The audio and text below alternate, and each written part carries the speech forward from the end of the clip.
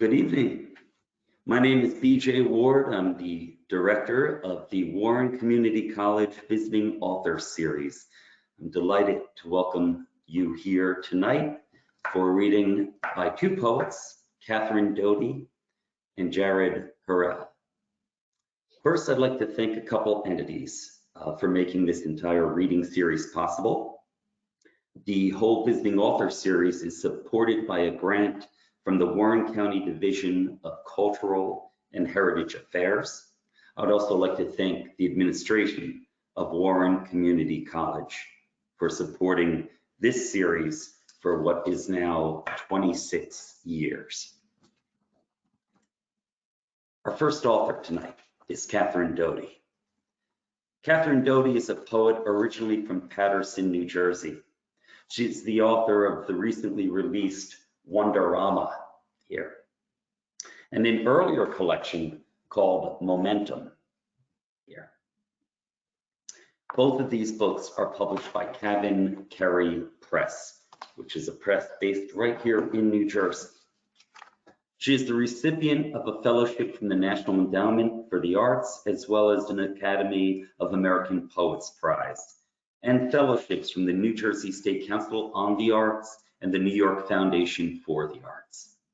Her work has appeared in Garrison Keillor's More Good Poems for Hard Times and Billy Collins' 180 More Extraordinary Poems for Every Day. She has worked as a visiting artist for the Frost Place, the Geraldine R. Dodge Foundation, the New York Public Library, and several other organizations. Throughout Wonderama, her most recent book, Cat Doty brings forth from the well of her Paterson, New Jersey childhood, poems that strike me as equal part net and launching pad. As she captures with precise imagery elements of her 1960s childhood, she also sets off on this invented act of language. Regardless of what moment from the past she writes about, her allegiance in the work quickly shifts to the poem itself. She was not at her desk making memoir. She was entering a past world not for nostalgia, but to see what needed to be invented so that the depiction is as true as possible. I invite you to listen to hear how she so often uses the past as the car she climbs into. Where she arrives with us in the vehicle is the discovery of something truer than the mere details of the story. My nickname for her is Cat O' Fine Tales, because her masterful storytelling, her adroit economy of language, and this book, like a garage full of time-traveling vehicles, powered not by nostalgia, but by precision. It is a joy to welcome her tonight, Catherine Doty. Thank you so much for having me, and it's a pleasure to be here and to read with Jared. And thanks to Warren Community College and to you. Thanks for coming, Kat. Okay.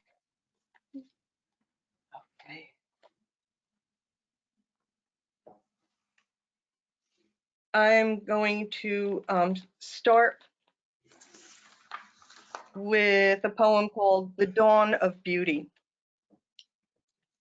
He spins his scissors like a cowboy twirls a pistol and chops off my braids, 2 snakes he rescues me from.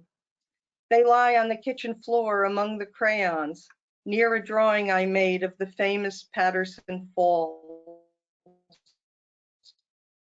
Downtown at St. Ag's Bingo, my mom yells, "God damn it," as do all the women who do not win this round. I rub my head where 2 circles of bare scalp tingle and stare up at my father's blurry mouth, which is saying, "I hate all women with long hair." All princesses, all witches, Aunt Pauline, these are the kind that I no longer am, the kind he cares enough to make me not. Then the shouting starts, and I know my mother's home. Who even looks at some little shit's hair? and make sure everybody knows she cut it herself. Morning, my mother gussies me up in a dress. Incongruous as a chimp in my yellow ruffles, I follow her to the barber to fix what's left. Never, he says, let a 4-year-old near the scissors, then laughs when I blame my dad, then shaves my head. And this is called Tumbled. And it has to do with like that spoonerism sort of tick that sometimes infests the brain. When every phrase you hear, you're flipping the sound around, like Spooner did. Tiny little birds becomes tiny little turds. Okay. All right. And this is called Tumbled. What in hell are you doing at night on the creepiest street in South Patterson, fussing with some battery-busted wreck of a pink Barbie Jeep you found in the woods and think you can get to run? Oh yeah, you live there. But still, underneath the street lamp alone, the summer each phrase you hear gets tossed in your head till the sounds reverse. So candy bar morphs into bandy car, and starts at 4, emerges, farts at store. And you, consumed, ignore the spank of steps and don't look up, though you feel the shadows' arcing fingers touch you. And sooner than you can summon, done, done, Ranger, the real hands behind the darkness pluck you up. And round your neck, a thick arm wraps itself. You hear, I have a knife, don't make no noise, but knife and noise both start with the same sound, though he kite mill me works. And this is a blade, all right. It's parting ways. But he is new at this, fumbles to knead your front with his knifeless hand, and you drop your dead weight to the gravel, then fake him out, and escape with a few minor cuts and an earful of slobber. And he doesn't get what you know he really wants. So you run a victory lap through the crabapple trees, past pricker bushes, beer cans, some bum's wet mattress, screaming, shirtless, triumphant, a geyser whirl. And this is for my grandma. It's called Grandma. Mischief made her lift her arms and turn with such a look of wonder on her face that I was not afraid to see the flames licking along both sleeves of her flannel robe, but stepped back, as one does from an act of God,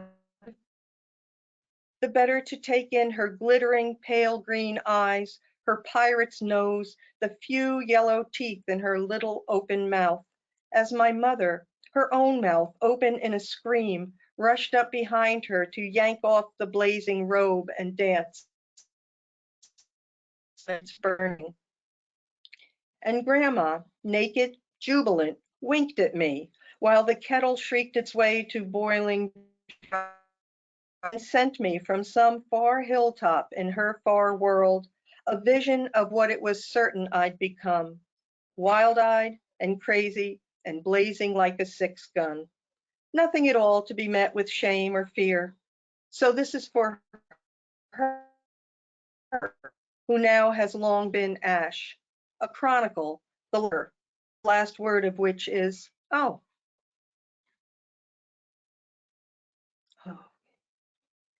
This is called larval, and this is for people who love caterpillars. Larval. They rest in silken nests in the crotches of trees until someone like you shows up with a big glass jar and harvests them, warm handfuls of gentle pets, and screws on the lid, which is punched of jagged holes, and takes them home and into bed with you. Inside, each harbors a squirt of streaky goo, the colors of every condiment at a cookout. Squirrels, bats, foxes, and skunks are their natural enemies. as are children armed with big glass jars. When you are asleep, to reciprocate your love, they squeeze portals in the lid, leaving luscious tufts of their soft brown coats, and crawl to your lips, where they spend the night on you. On your face in the morning, undulant eyebrows, tiny droppings like scattered punctuation.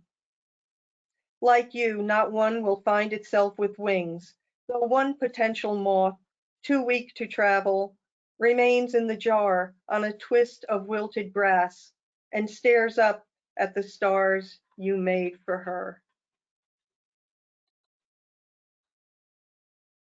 Okay. This is called The First Time I Was Told to Fuck Myself. Playing possum, he played well, cupped paws curled in self-reference, tongue limp in a head shaped to divot the very air. There, I'd been told, was a meal for a smart black family, with possum gravy, buttered grits and biscuits, and something green long stewed with salted pork. And so I presented him, playing possum on his back in the tallest weeds, to Roscoe, our neighbor, kind Roscoe, who dragged and lengths of pipe and could be seen sinking his dark hands into our trash cans. Long after the ugly words, the flying bottle, long after this shame grew blunted by other shames, I carried with me that I had envisioned, and the fear as I lugged that creature by his tail, not that he might be dead, but that he might not be, might thrust up his punishing head and slash my hands, then zig into the traffic of Marshall Street, never to wake again, skinless, gutless, in a perfumed and oily pan on a bed of sweet roots, to be praised.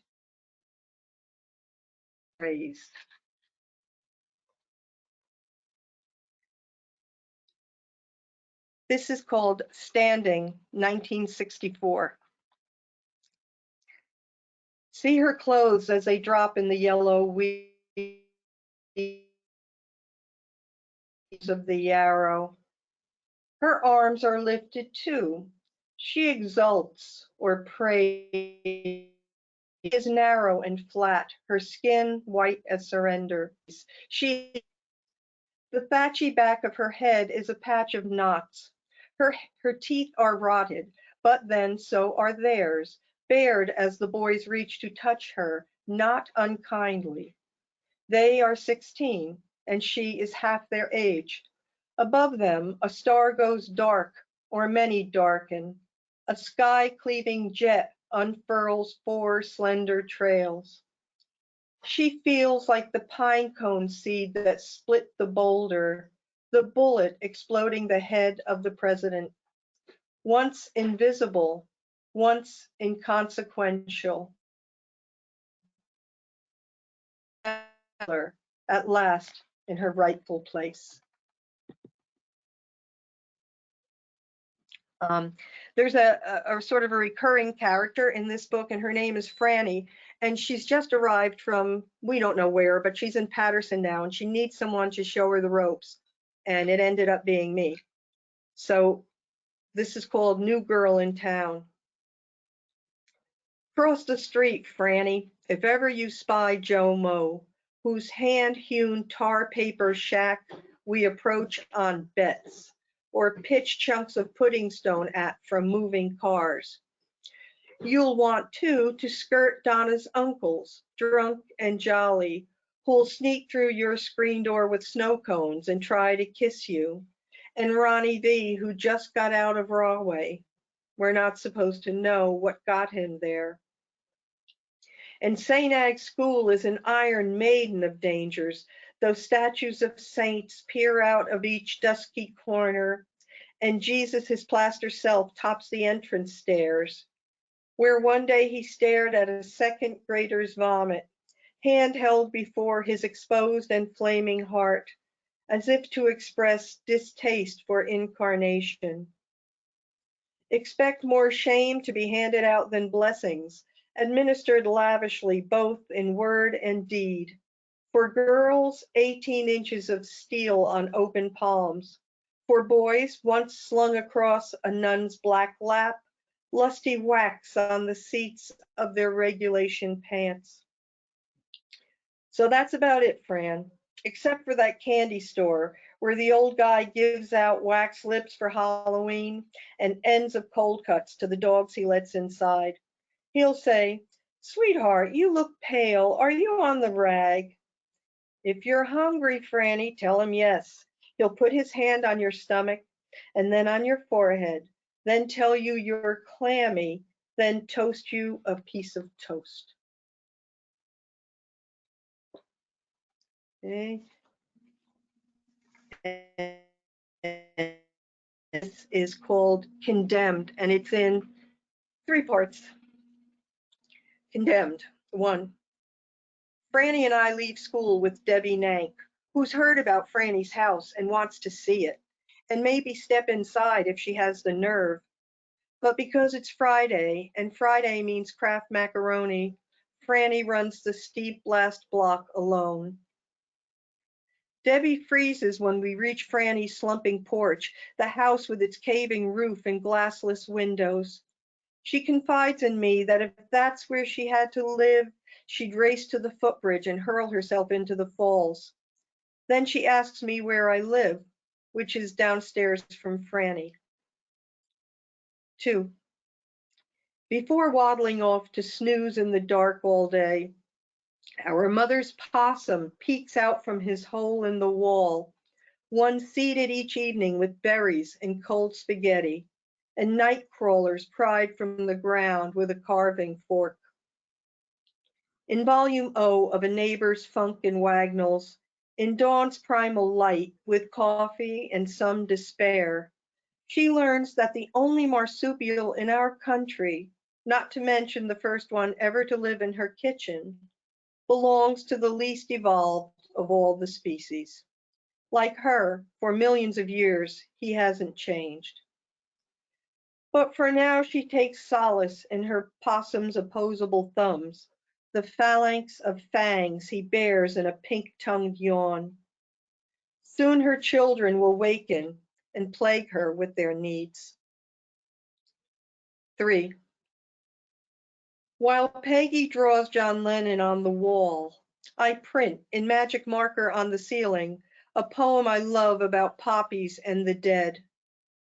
Mary cracks black walnuts with a rock and feeds the pieces to our sister Judy, who pries the rusted lid from a can of house paint so she and Tommy can camouflage their beds.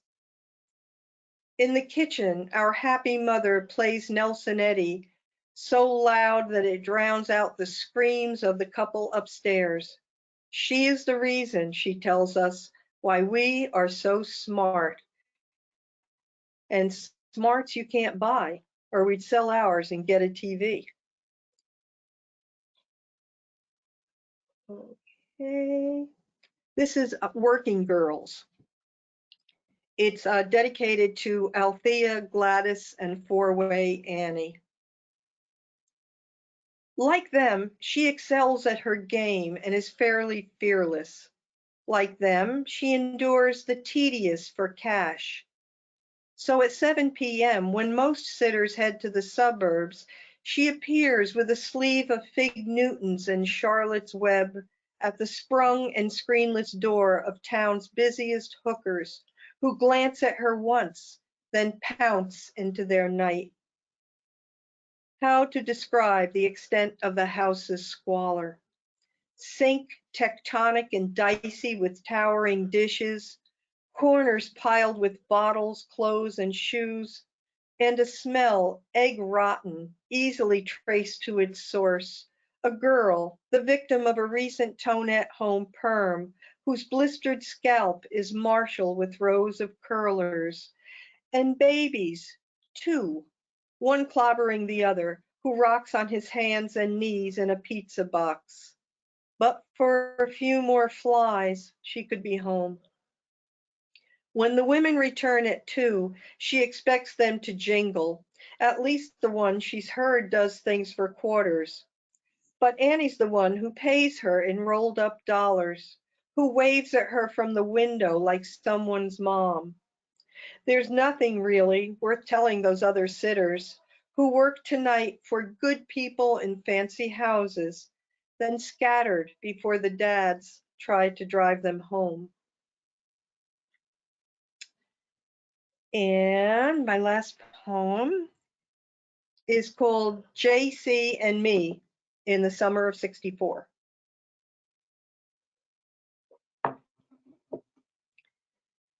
Catholicism and puberty duked it out. The summer my body broke out of its corral and galloped Patterson streets in search of sugar through the new and luscious grasses of impure thought. The priest I confessed to dismissed me as overly scrupulous. I was thinking too much about thinking of dirty things, and distracted because the word scrupulous started with screw, I left with a head full of sin and 2 holy cards, which he passed me as if they were discards, holy strip poker, a game I imagined instructive and entertaining. The first was Saint Agatha, Sicily's virgin martyr. Her eyes rolled up to God, as often mine were. She would not renounce him, despite the terrible tortures he could, being God, have simply plucked her from. If it were me, I'd have just said, Jesus, who, then cantered right out of there with my virgin self and ducked behind the bleachers at Hinchliffe Stadium. The second holy card was Jesus himself, bathed in a golden light and softly smiling, halo tipped back and eyes beaming mercy and mirth. I hadn't noticed till then how handsome he was. Eyes like blue poppies, a nose I regarded with envy, wavy auburn hair with a center part. I pictured the halls of St. Ag's full of boys in caftans, and me with my black hair tossing in the hot pink short shorts that got me suspended from school. Imagine, I thought, when he too was confused and changing, not quite a man yet, and almost but not quite God. Hear me calling his name, though he's already heading toward me, the August wind blowing his robe between his legs, the power to miracle lighting his holy face, a gingery fuzz on his lip, and an eager smile telling me I have. At my nearness, his thoughts will cleave the Patterson Falls, send beer cans and tires down bride, and cause the all-the-way hot dogs at Libby's lunch to vault like angels from their very secret sauce. Thank you so much. Thank you, Kat. Brava. Brava. That's a wonderful selection to give folks a sense of Wonderama. I'll jump around, and you closed with the poem that closes the book, of course. As I said, these poems are not driven by nostalgia, but by precision. And I really admire this book and your reading. Thanks so much, Kat. Thank you so much, BJ. We'll bring you back at the end to say goodbye, but I'm going to bring on Jared now. Great. Yeah. So that was Catherine Doty. The book is Wonderama. Our second and final reader tonight is Jared Harél. He's the author of the poetry collection Go Because I Love You, and the narrative long poem The Body Double, which is from Brooklyn Arts Press. Go Because I Love You is from Doty Editions. He's been awarded the Stanley Kunitz Memorial Prize from American Poetry Review, as well as the William Matthews Poetry Prize from Asheville Poetry Review. Harél's poems have appeared in such journals as 32 Poems, Four-Way Review, Harvard Review, Plowshares, the Southern Review, the Sun, Tin House, and Threepenny Review. Jared teaches writing at Nassau Community College and the Writers Circle. He was for years also a much admired professor of creative writing at Centenary University.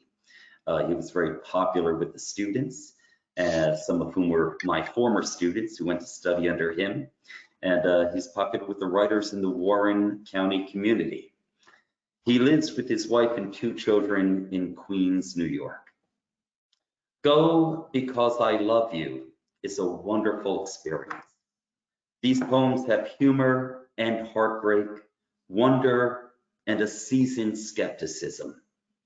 So often, Jared's narrator is reading the tea leaves of his everyday life, finding the meaning amid the danger, the apathy, and most important, that which bonds us.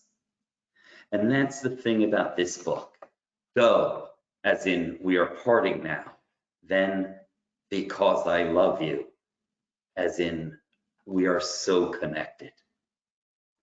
The world of Jared Harél, which is our world, but lit by his perceptions, small details become luminous reflections of our human strife, our joy, our hopeful outlook from behind our battered armor. Jared Harél. Thanks so much, BJ. That was wonderful and great to see you. Even though we can't do it in person, it's really a pleasure. This reading was supposed to be in person, but obviously because of circumstances caused by the pandemic, I'm glad we have this venue at least. And thanks for reading for us, Jared.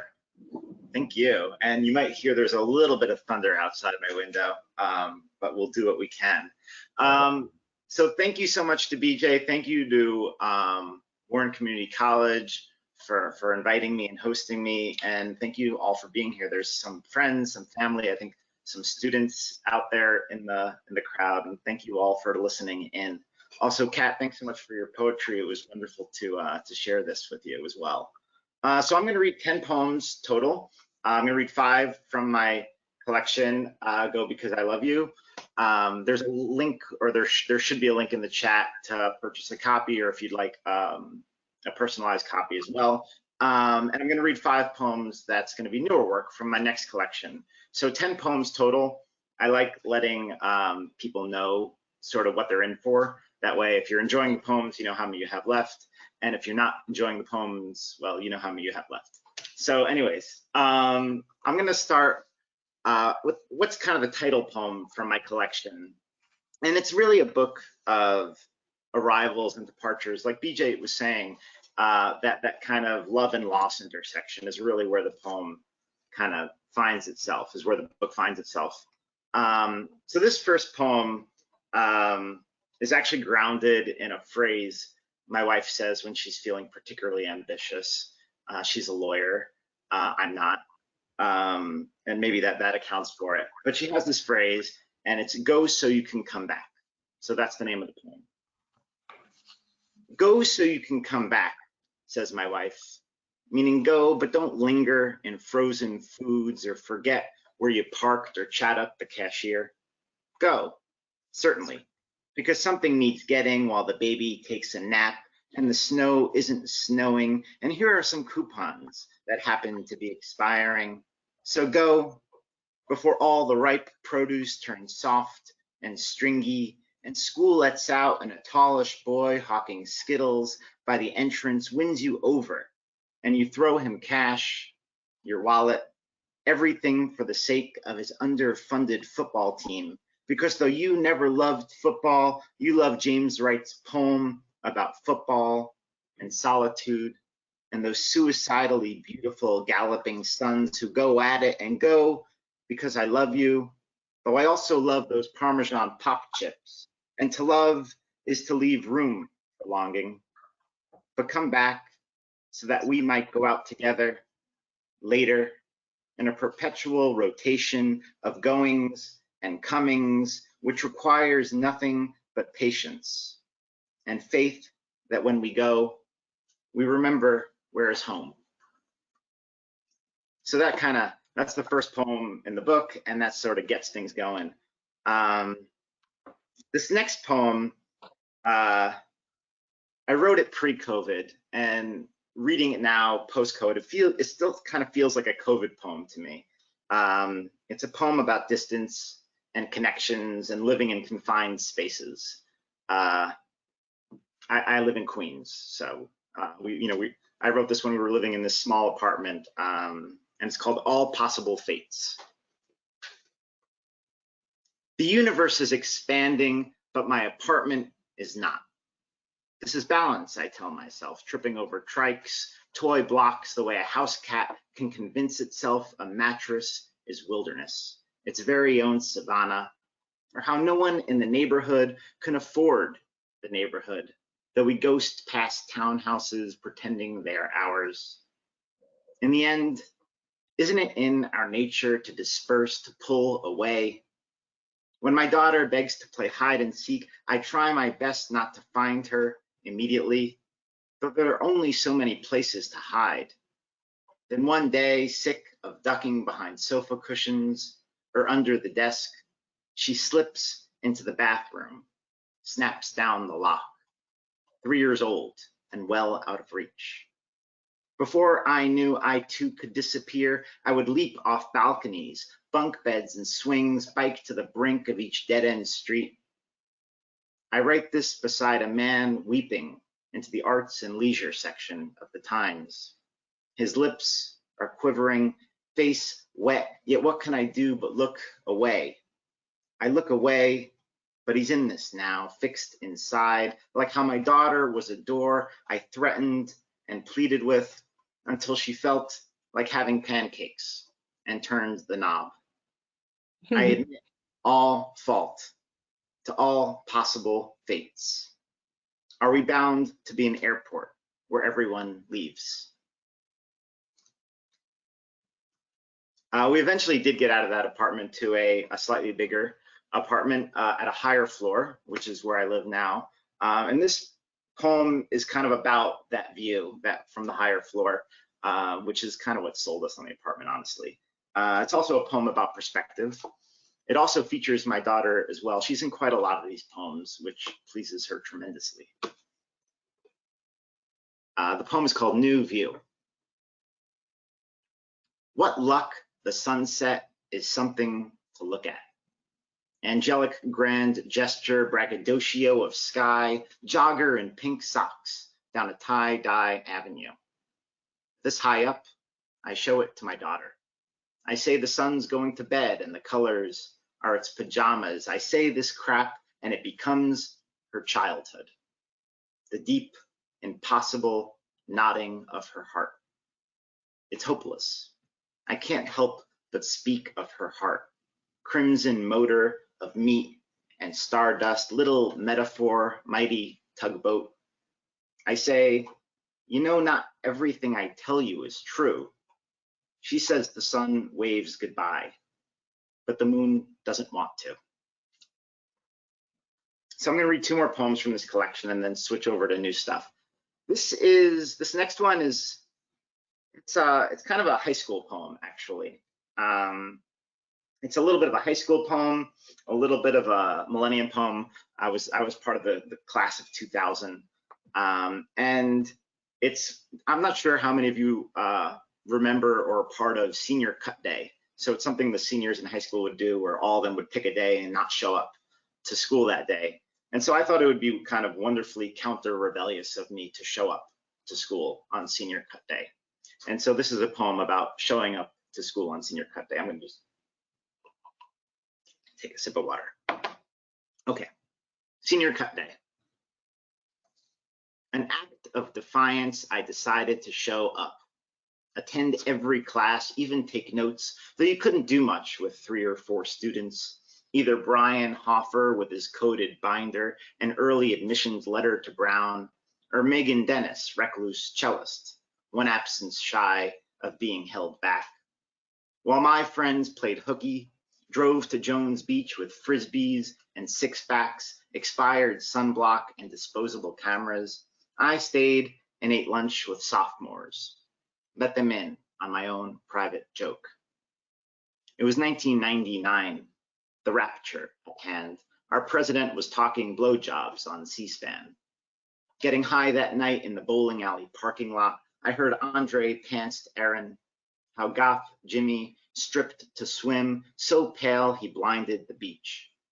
Marilyn Manson seared our ears, our 86 Mazdas and rusted Fords. I could feel him slither through caked makeup. I could hear spring skidding towards summer, that deep heat we worshipped and feared. Who knew where any of us would be in a year? Pot smoke rose and clouded our windows. I chose a college whose mascot was extinct. And I'll read one more from the collection. School's starting. My kids just started up school again, which has been nice for them. But there's this one school in Queens, and they renovated their playground, and they spent a lot of money renovating it. And one of the main features was they had this map of the United States. The entire United States was kind of on the pavement, and then they decided to put this volleyball net like straight across it. And I was walking by and I saw these kids just pelting each other with volleyballs on the United States, and it struck me as this kind of ominous metaphor for what was happening and what was to come. So this poem is called Schoolyard with the United States Painted on Asphalt. Whoever designed this, separating states into blue, yellow, pine green, decided to divide us with a volleyball net. A taut incision clear across Kansas, north and south, at it again. He or she fixed this metaphor upon a city schoolyard where a weary boy weeps over Jersey, his elbows skinned in Pittsburgh. Whoever did this is in some way responsible for the troubles of our land, the battle breaking out between Texas and Louisiana, where two children yell, "Mine!" Bodies collide, and a lost globe plunges into the Gulf. So I'm going to switch over to some new poems now. I'm working on a new collection, and I'd like to share a couple of them with you. So this first one, it's kind of a poem that takes place in and around New York City and Queens, a little bit in Coney Island. I wrote it a couple years ago, and basically my daughter, I think she was about 5 at the time, it was over the course of a summer in which she, in her own way, came to understand death. She kept like asking the right question. Some of you with kids might know this. Like the kid keeps asking the right question, and you're like, you're kind of getting it. And so this is a poem that kind of takes place over that summer. It's called Sad Roller Coaster. My daughter is in the kitchen, working out death. She wants to get it, how it tastes and feels. Her teacher talks like it's some glittery gold sticker. Her classmates hear rumors, launch it as a curse when toys aren't shared. Between bites of cantaloupe, she considers what she knows. Her friend's grandpa lives only in her iPad. Dr. Seuss passed, but keeps speaking in rhyme. We go to Queens Zoo and spot the beakish skull of a white-tailed deer tucked between rocks in the puma's enclosure. It's just for show, I explain, explaining nothing. That night and the one after, my daughter dreams of bones, how they lift out of her skin and try on her dresses. So silly, she laughs when I ask if she's okay. Then, towards the back end of summer, we head to Coney Island to catch a Cyclones game.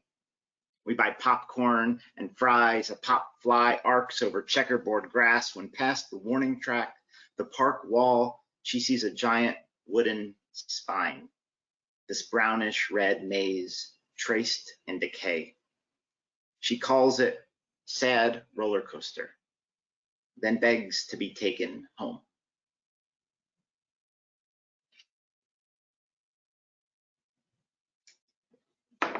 Yeah, that's true story. She saw the broken roller coaster and it clicked.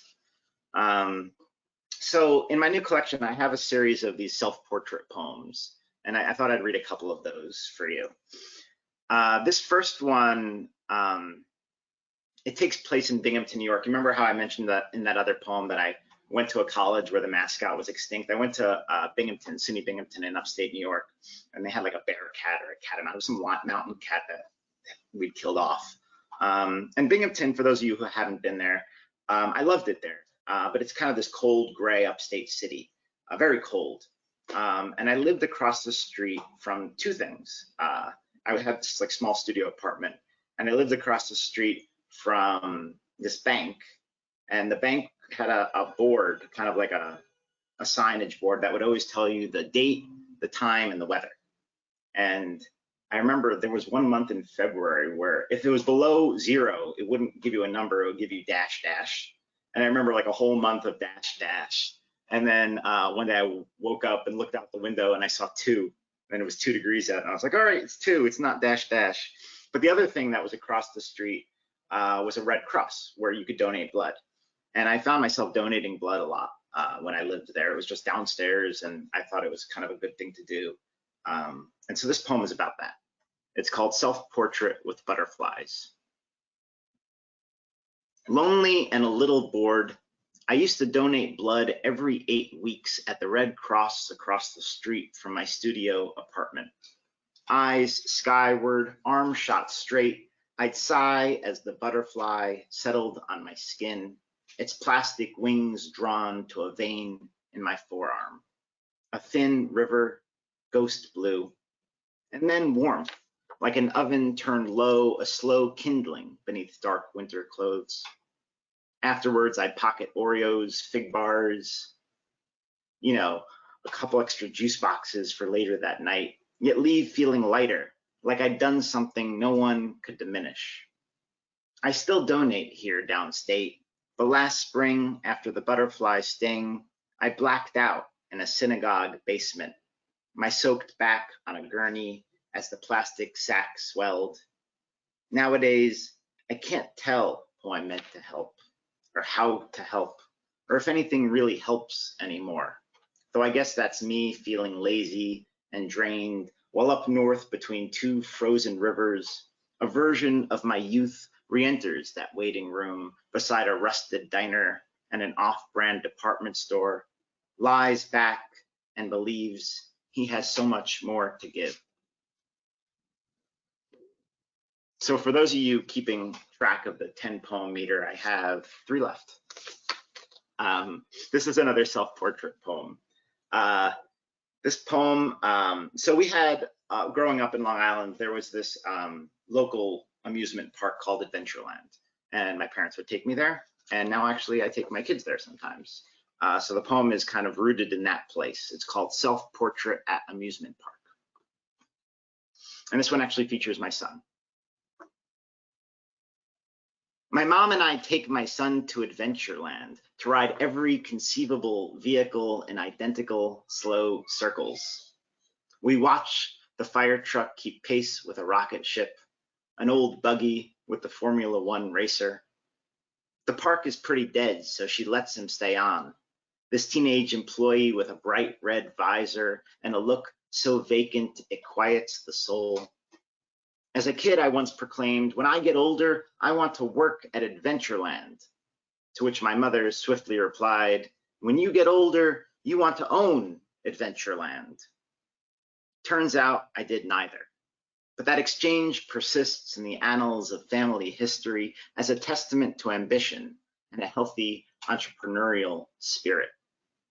In truth, my mother knew little about me, but loved both the me I was and wasn't, a devotion so bright I'd vanish in its glow. The ride slows, stutters, till my son exits a police cruiser to seize a purple bulldozer 4 feet away. We wave and snap photos from behind the painted guardrail as he sways back and forth, steering and honking like he owns the place. The teenager yawns, flips a rusty switch. I want to tell my mother, more than I can say.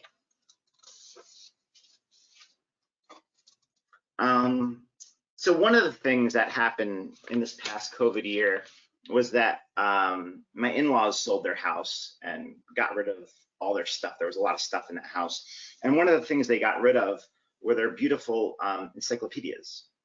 You know, a lot of you probably remember growing up with that huge aisle of beautiful encyclopedias. And I saw them there in the recycling bin. And I was thinking about, you know, that's kind of sad, 'cause how they're becoming obsolete and how probably all across the country encyclopedias are becoming recycled.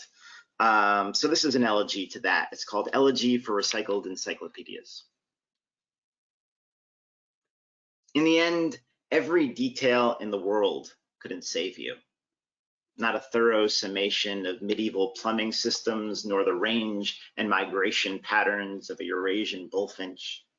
Not Bach, cuckoo clocks, or even Piaget's theory of object permanence did the trick. Amid the dim, dusty heft of entry after entry, each smoke-stained century, treaty, and canal, there was the hard data of your being redundant, a poor use of space. So after decades insisting you hold post between a lazy boy and upright piano, we split the tight ranks of your venerable command, your navy and maroon uniforms with gold foil trim. No, you weren't shocked. You knew all too well the way of phonographs and monocles, giant ground sloths and floppy disks. Grime grew from your uncracked spines, save nostalgia or the occasional Wi-Fi hitch. It's a miracle that we are, till the instant we aren't. You knew that too, a knowledge as mythic and dispensable as fact. And so I'm gonna read my last poem. Thank you all for listening. This is a pretty new poem, and it has a small amount of singing in it, which I apologize for in advance.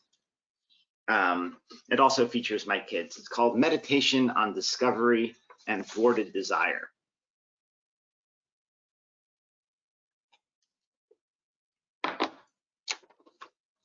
The almond milk has turned. Flecks of foul snow slink in slow liquid.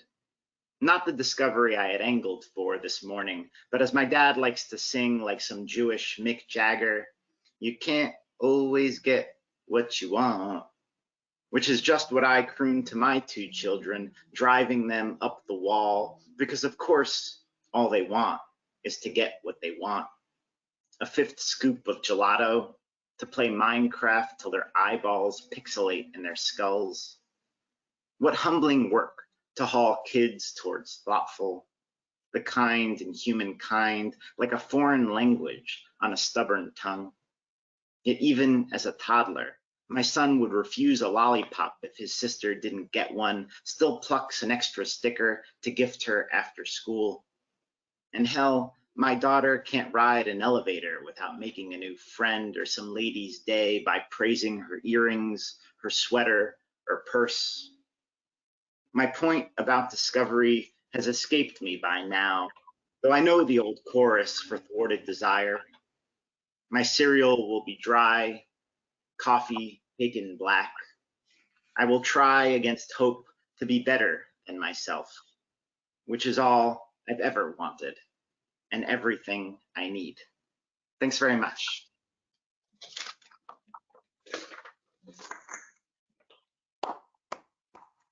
Thank you, Jared. Thank you. What a terrific reading.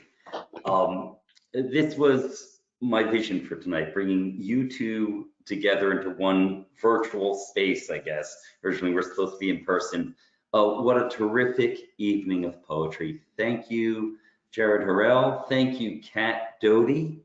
I want to thank everyone who's attended and those who will be attending in the future as this is posted on YouTube.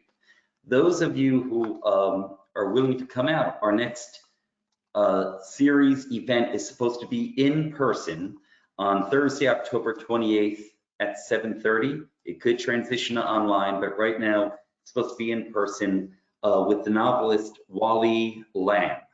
who a lot of you know is author of 2 #1 New York Times best-selling novels, She's Come Undone and I Know This Much Is True, which was recently an HBO limited series with Mark Ruffalo, I believe. But Wally Lamb will be here at Warren Community College on October 28th. And then on December 9th, 2 poets I can't wait to see how they play off each other. Gretna Wilkinson and Sanders Zuloff will read holiday poems. Some of their own, the originals, but also some other poems by others that they want to share on December 9th. Anyway, thank you, Catherine Doty, author of Wonderama. Thank you, Jared Harél, author of Go Because I Love You. My name's BJ Ward. I've been your host, and this has been the Warren Community College Visiting Author Series. Have a great night, everybody. Thanks for attending. Thanks so much, BJ. Thank you. Thank you, B. Bye-bye. Bye.